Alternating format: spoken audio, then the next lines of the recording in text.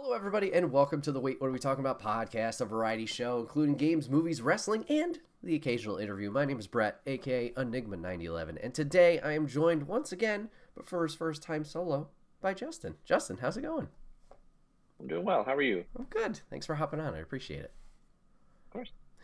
If you guys want to catch this podcast live, you go over to twitch.tv/Enigma9011. You could drop a follow over there. You'll get notified when we go live, and you can join in on the fun and the conversation. But if you can't catch it live, that's A-OK. Go over to YouTube and podcast services the very next week, where it's broken out topic by topic and put as one big video and MP3 for your amusement on the following Friday. Last but not least, any way you can support the show, like, shares, reviews, subscriptions, whatever it is. It may seem small, but it does help the channel grow. So if you take the time to do that, we would love and appreciate you for it. So yes, Justin's back on today for his solo episode, and I wanted to pick his brain about video games. We've talked games, obviously, throughout our lives that we've known each other here and there, what we're playing, what we enjoy. But Justin, I don't think I've really ever super dived into your history with games. It's just been kind of like, oh, this is really cool, oh, this is fun, like in the moment kind of stuff. So yeah, I kind of wanted to see what your road has been with the games. So I'm the youngest of four. Okay. Got two older brothers and a younger sister, and an older sister. My two brothers shared a room, and I shared a room with my sister. Okay. That's pretty much the only thing I did in there was sleep. Mm. I spent the rest of my time in their room where they had the Legos and the TV with the video games. So definitely started off like, I think the first system we had at our home was a Nintendo 64. Okay.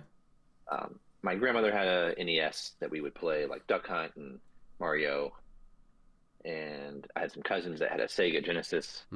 We'd play different like Vector Man and Sonic's big catalog of games. But I just realized how much I really kind of played with my siblings a lot and had a lot of fun with them. I mean, just making fun of each other for doing something silly in the game, or getting really competitive with another aspect, or doing something cooperatively, and just kind of having a real fun time, just laughing and just shooting the crap with them. So nice. No, I was pretty young. I think I was like 6 or 7. I feel like. I'm sure I could do the math better if I look back at when the Nintendo 64 was released, but I don't. Sure. Yeah, I feel like that's about how old I was. Yeah. Do you remember kind of ever since then? Just. Oh, sorry. Do you remember your first game you played on the 64, or maybe ever? First game I ever played was probably not even on console. We definitely did road trips. I had family that lived in. So I lived in South Carolina growing up, and I had family on my father's side that lived in New York. So a lot of long road trips with like a Game Boy. And everyone taking turns with Mario or Tetris. I never really played too much Pokemon. And then my brother got some sort of weird off-brand handheld control game that was from Radio Shack. And I don't know the name of the game. It was more or less like a snake, where you would eat your creature or figure would get longer and more advanced on the screen. It's like trying not to run into itself. So I remember like the puzzle aspect of that and really enjoying it as a kid. I would say the first game we probably had on the 64 was Episode 1 Racer, Pod Racer. Played the heck out of that. It was, a lot of fun. Okay. Then I had a cousin who had Super Smash Brothers, and I think that's probably the first game I got into that was like really competitive. Okay. I was also mad that my younger cousin was better at me than at it, so I had to get better than him at it. So that was a lot of fun. Yeah. Nice. So you kind of alluded to it. So after that initial introduction to it with the Super Nintendo and the 64, what was your path after that? We did a weird thing where, where you normally would probably get the newer consoles and progress. We actually, what I guess you could call from a graphical standpoint, a downgrade, but obviously a catalog impressive. We got a PlayStation. We traded in the 64 for a PlayStation. And just really invested heavily in that with a lot of different games. The Dreamcast came out not long after and I remember there being some sort of emulator disc you could put in called the Bleamcast, Okay. and it would let you play Dreamcast games on your PlayStation as Oh. long as you like inserted this disc before. So we played like Gran Turismo a lot. I really like simulation racing games. Um, and it did like a graphical overhaul. It kind of updated the polygon count, Mm-hmm. some of the frame rate issues, but more or less pretty much a faithful just successor to that original platform game. So spending hours just doing exhibition races, like 200 laps, and a Honda Civic. But we loved it. We would all just my neighbor would come down. And we would all just my brother and I would trade the controllers. Like, yeah, you get 50 laps, hand it to me, and we'll get 50 laps. And I know cheat codes were a thing back then more so than they are now. Sure. We had some fun putting those into some games and getting really silly with them. But um, we played the Dreamcast for a little bit after that too, and then got GameCube. Obviously, continuing with like the Super Smash Brothers series. I do feel like a lot of my Nintendo devices became Super Smash Brothers machines. Sure. It's like the only one of the few games I would have on it. Mm-hmm. If I played other games, it was usually at someone else's house. I don't know if I really even invested in other games on the consoles than that. And then there was a point in time where we had Xboxes, like when Halo was at its peak. Definitely getting home after work and playing Halo 3 online with some people and having a real good time with that.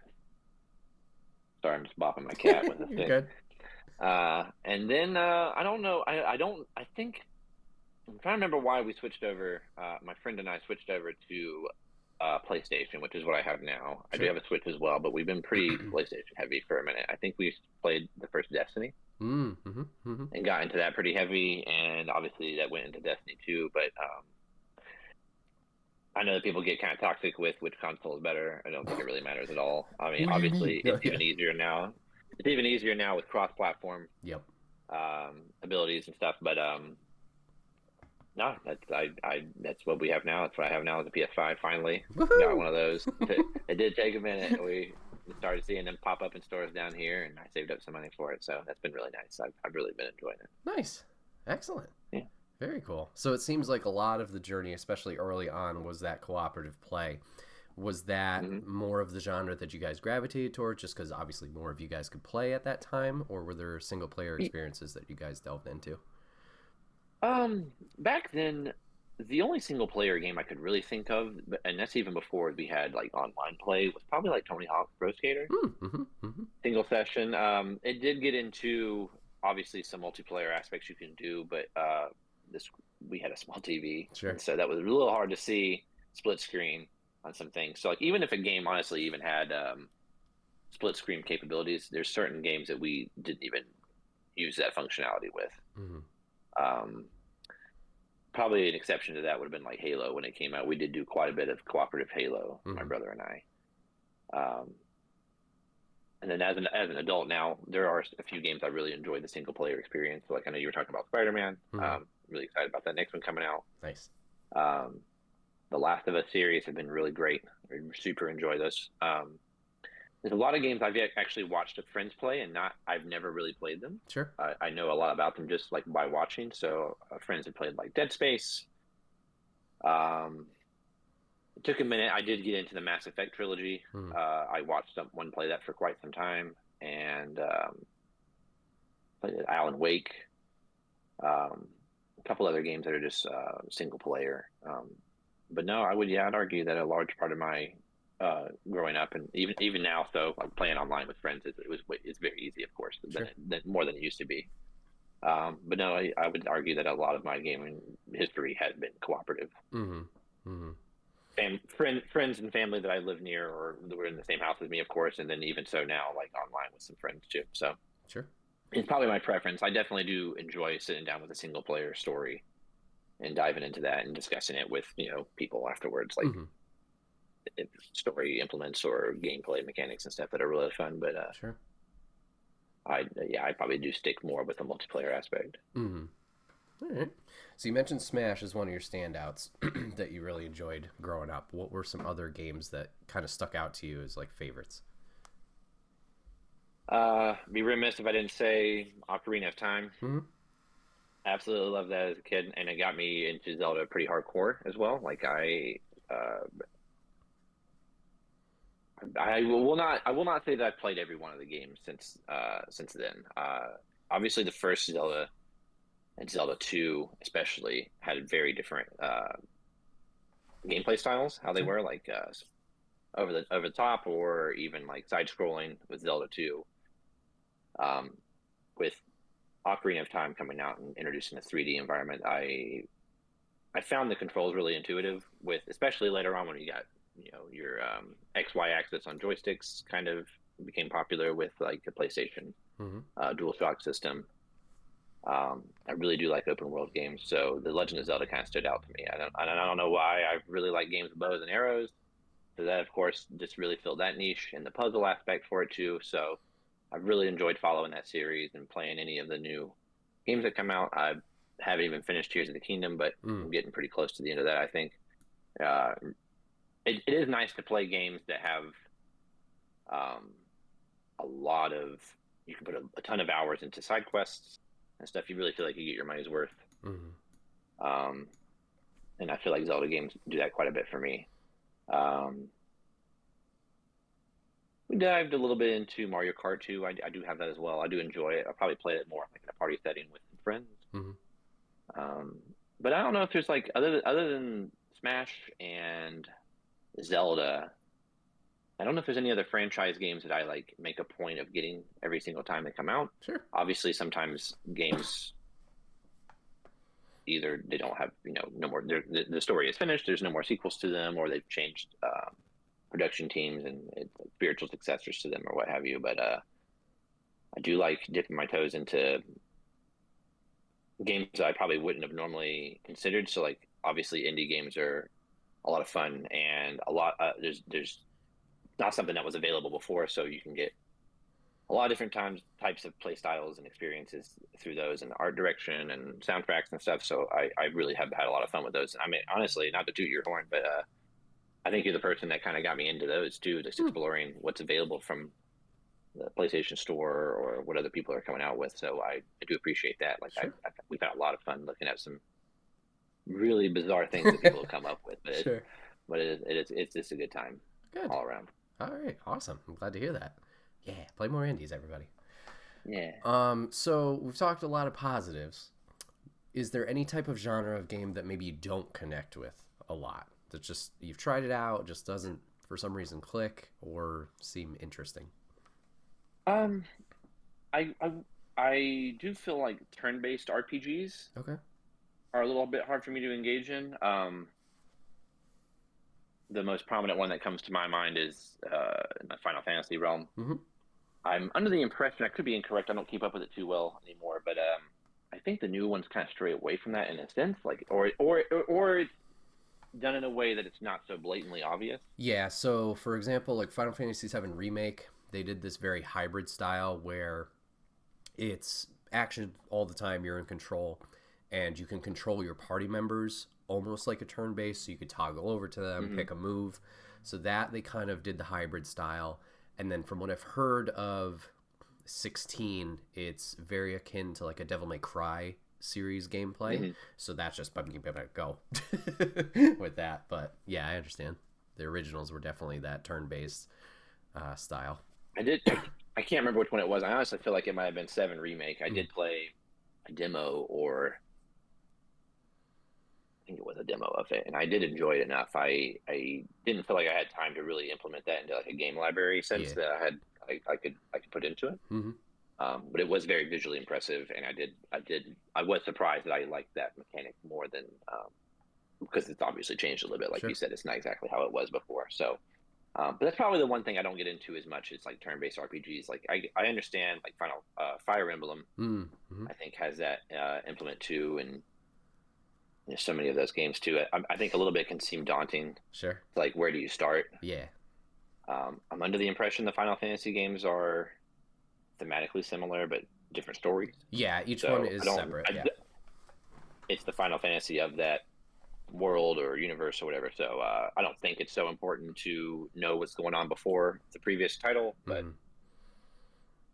yeah, Yeah. There's only a few Final Fantasies that I think are directly connected, like, and I think they stick with their naming system, like a 10 and a 10-2, and 13, I believe, had 2 or 3. But yeah, other than that, it's just, the common fantasy element. They each have their own stories, and some people like, obviously, a few a few over the rest. Like 7's a big standout. I believe 8 has its cult following. 9, I can't remember. 14 is the whole online community, which is still going, playing that MMO. Yep. And then you got 15 with the boy band going around. And then funny. And then 16 people have been enjoying from what I've heard so far this year. So as long as I will say I do really appreciate the art direction in those games. Obviously the swords and the weaponry is just fantastical. Enormous, or just interesting things that probably don't follow any sort of laws of physics. Sure.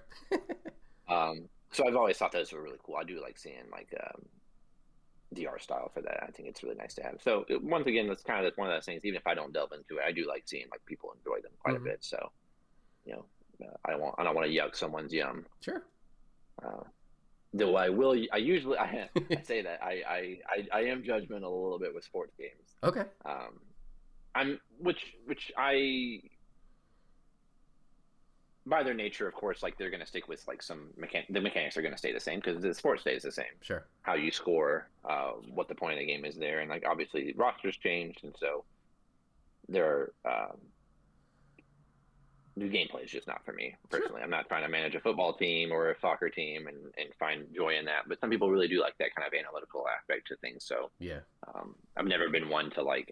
I think the last sports game I owned was NBA Showtime on the Dreamcast, and you could dunk from like the 3-point line. Like it's like an arcade basketball game, like NFL Blitz or something, just over the top. I do enjoy those, but anything that's like a simulation for sports has not really been my cup of tea. Sure. I haven't owned one of those in probably 15-20 years. So. All right. Sorry, EA. Well, you don't get that money from me. I was gonna say they dug their own hole for a little while. They're making a resurgence, but oh boy, yikes. So you mentioned the multiplayer aspect, playing with friends.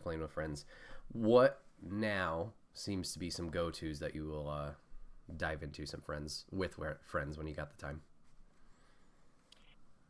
So I guess it comes with the territory just getting older and people's lives doing what they do. So it's a lot less cooperative, like couch co-op.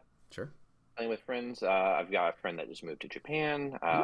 My good friend moved to just outside of DC in Reston. And my brother lives back in Charlotte. I'm out in Asheville area, so we don't see each other very much. And he's got more of a family than I do. A kid that he takes care of, my nephew. So I don't think he has time to game so much anymore. But so that being said, it is probably more online play. Really been getting into Rocket League lately. Oh, okay, yeah. And it's a lot of fun. I think I played it quite a while ago when it was not even free to play. And I did have a friend talk me into it recently, and I do feel like I played better without him, which is not even like a dig at him. I don't know if it's like, maybe we both play better without each other, but the point is I do have a really good time playing with him. Sure. I'm not super competitive. Of course I like to win, but who doesn't? But I'm not trying to put a controller on my wall. So, Rocket League, I actually have surprisingly not touched Smash Brothers in a minute, mostly because I've been deep into Tears of the Kingdom. That's my Switch game. I've got a Battlefield game that I touch every once in a while. It is fun. I don't really play that with anybody. I haven't played Destiny in a minute. So I also don't feel like I play as much as I used to. Sure. But that being said, like I am excited about Spider-Man coming out. I never did play the newest Jedi Survivor. Yep. Which I'm excited about too, but I'll probably get into that after Spider-Man, honestly. So that's kind of the games I'm into. Jamie plays some Minecraft here and there with some friends. Cool. It's pretty passive. I don't think they just have some fun with it and stuff. But there's a couple of games in my catalog. I did play God of War. That was a lot of fun. I've got Alan Wake remastered I've never touched, and then I have a friend that really recommended that to me, so I'll see if I can get around to that at some point too. But it almost feels like the free games that come every month are quicker than I can play them. Sure. So I'm not trying to have a Steam library with 400 games in it that Sure. I can't get to. So whatever. Hey, I mean, it's Yeah, smart that's kind of my current rotation. Okay. I just feel like it's like I do like a FPS kind of fills a niche with like Battlefield, and then there's this kind of whatever, I guess it's sports, goofy RC car soccer game with Rocket League, and then Zelda fill in like this exploration kind of side I like. I haven't touched No Man's Sky in a minute. They do keep doing a lot of updates, and I really appreciate that. But it is like a phase I go through. Like I'll probably get sucked into it again. Like I've put hundreds of hours into it, and it's transformed a lot, and it's been a lot of fun. And I think they're kind of maxing out what they're able to do as far as like engine wise. Like they do keep adding some different elements of gameplay and stuff, but I don't know if that just hasn't caught my attention or interest yet. So we'll see. They, like I said, they're constantly pushing out new content for that. So I'll see if something just catches my eye with a trailer or something. But sure. Yeah, that's kind of where I'm at right now with games. Okay. All right. Very cool. So you alluded to Spider-Man a few times. Looking forward to that. Is there anything else on the horizon that you've seen announcements for that you're looking forward to?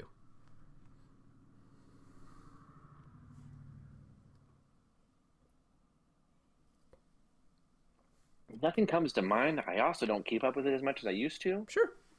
So there probably are some things that would catch my eye and I'd be interested in. It's not even necessarily a new release. Like I just haven't had time for it either. I was trying to pick up Gran Turismo again, get back into that. That's obviously been available for a little bit now, but that's just like another one of those time things I just need to be able to sink my teeth into. Sure. I do like having multiple games to juggle through. I don't want to just have one thing that I'm in, but I think I'm kind of at the capacity of what I can manage at one time. So once Tears of the Kingdom is done, I'm sure I'll just, which I probably could finish up in a week or two before Spider-Man comes. Or I guess it's a week, isn't it? It's Friday. Yep.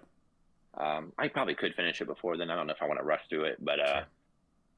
I'm really excited about the scope of that game and it being PS5 native. I do feel bad for some of my friends who don't have one, but whatever. At the same time, if I didn't have it, I wouldn't want the game to be released on multiple platforms and kind of squander the performance of it Sure. at the same time. So I've definitely been in that boat before where I couldn't play something because it was on a console, a newer gen console that I didn't have, and that can suck. But at the same time, I do want people to have really good gaming experiences. So no, I think Spider-Man and maybe Jedi Survivor are probably the two games I can see myself getting in the future soon that I know of. All right, cool. Unless you're surprising me with something. Well, did you know that it's nothing soon? We've just been talking a lot of Spider-Man and Insomniac. Did you know they're making a Wolverine game? I did. It's a good call. I don't know. Does it have a release? No, I think we've only gotten that initial teaser of the bar. I don't think we've gotten any information since, but yeah. Right. I don't know if it's been confirmed yet either. I just read, because, Instagram is extremely trustworthy with this news source. 100%. Something about Naughty Dog doing a Last of Us 2 remake? Yeah, so people are thinking that just because obviously they did Part 1's remaster with the show and everything. It's just assumed that, yeah, they're going to do some kind of remaster for Part 2 with Season 2 and just kind of keep that going on. I wouldn't doubt it. Naughty Dog seems like a big team. Obviously, they've been working on factions for, God, seems like forever. And then they kind of abandoned it recently or said it got too big for its britches. So maybe they can redirect some people over to work on that. So I assume eventually, but I don't know if anything official has come out yet. Yeah. Obviously would love to hear a Part 3 announcement. Sure. Because I didn't even know I wanted a Part 2 with how good the first one was. So I can't pretend that I know what the story would be, but I think they're pretty good storytellers. So if they think it's worth it, and you can quite tell it's like it's their baby. Like they care a lot about that project and that series and that narrative. So like if they feel like it's good enough to produce another game and tell a story there, then I trust that process. So sure.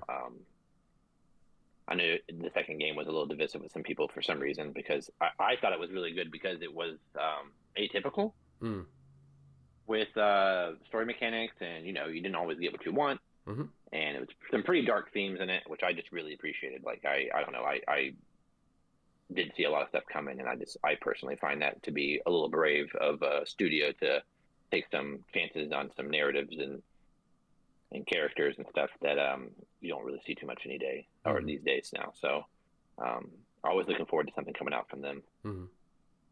Nice. Neil, if you're watching. Yeah, if you are, thanks. Yeah, thank you. Nice.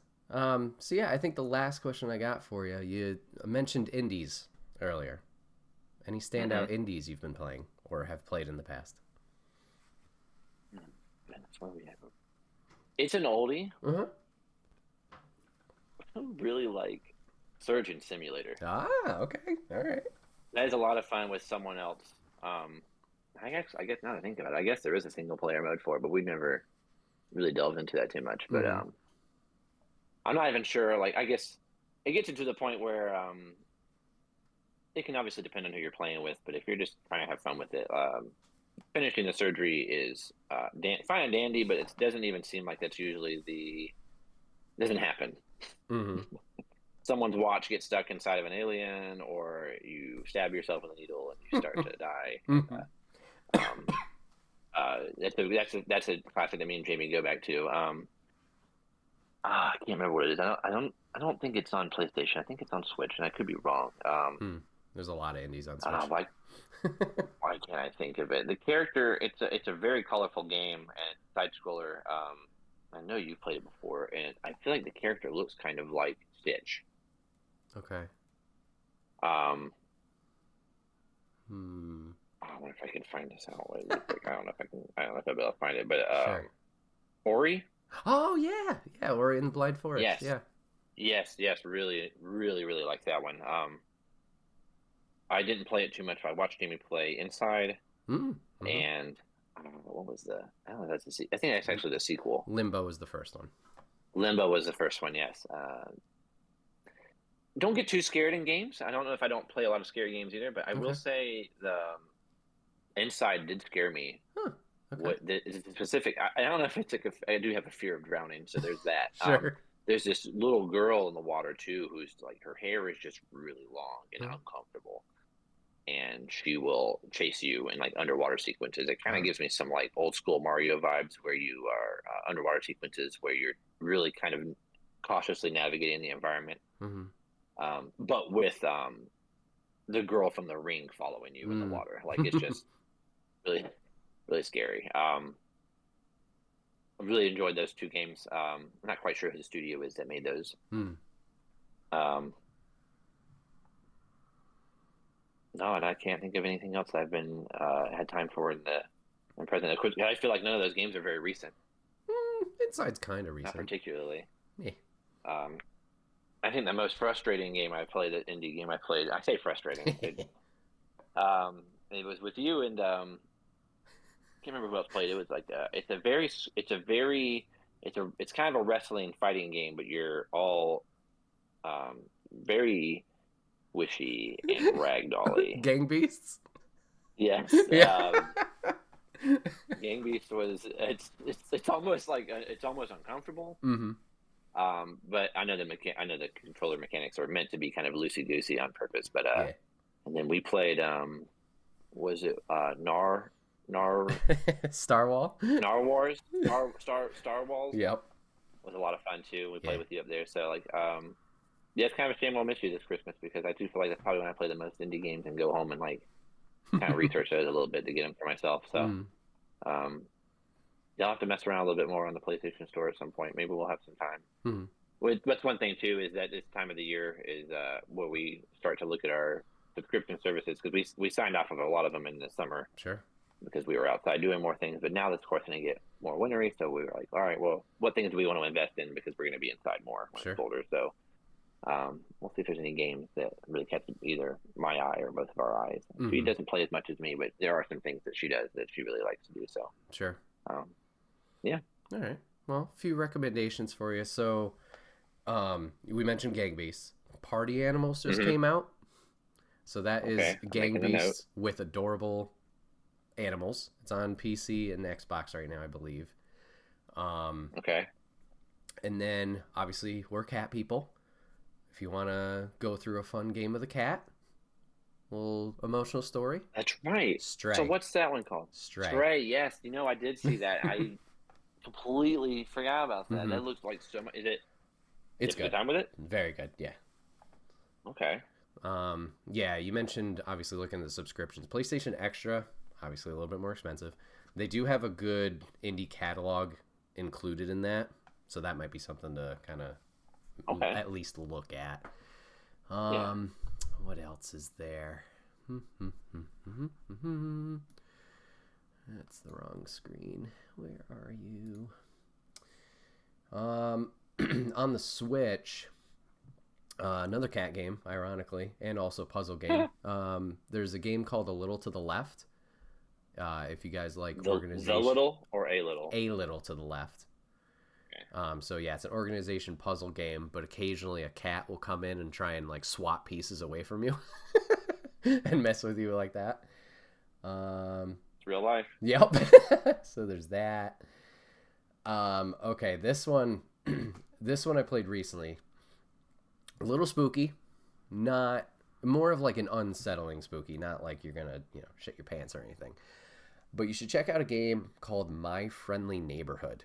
I think that would be up both of your guys' alley. So the synopsis for that is you're a repairman and you're responding to, I don't remember, it's like an electrical tower that's out or whatever. But it's at this old movie TV studio. And they used to film like a Sesame Street-esque type show there.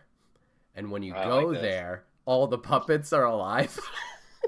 And you have to, like Resident Evil, it's like that gameplay exactly, but you're dealing with these puppets and going from room to room, solving puzzles. So yeah, I think unsettling is a good word for that. Yeah. I don't know if you ever played Control. Watched it. I haven't played it though. There's really great game. Honestly, a really impressive physics engine, and story is pretty good too. And gameplay is really well done. Also very visually impressive for, I think it's a PS4 game, and I think it released on PS5 as well. Yep. There's collectibles in the game that your character comes across, but one of them is like this TV series of some really disturbing. It's supposed to be like for children, I think. I would never show that to a child. Like it's kind of Muppety, and the characters will be speaking about really complex like physics issues.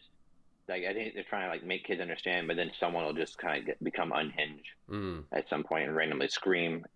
So that's the vibe I got from that when you were just telling me about that game. I can't remember their name. Jamie did not like watching that part with me. Gotcha.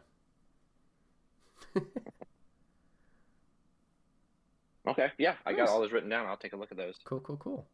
Thank you. Of course. I am always happy to recommend stuff.